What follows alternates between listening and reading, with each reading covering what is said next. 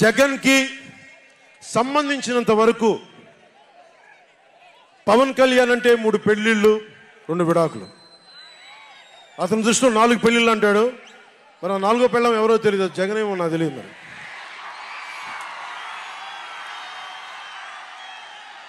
నాకు ఇదే విసుగొస్తుంది. జగన్ లేని 4వ పెళ్ళం అంటే నువ్వేరా.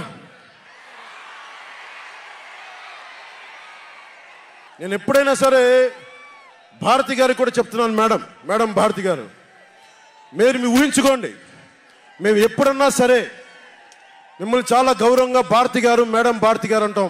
మీ ఆయన ఇంత నీచంగా ప్రవర్తించినా కానీ, చంద్రబాబు గారి సతీమణి కానీ, నియోజకవర్గంలో ప్రతి ఒక్కరిని ఇబ్బంది చేసినా కానీ, నా ఇంటి సతీమణి అన్నా కానీ పెళ్ళాలను సంబోధిస్తాడు.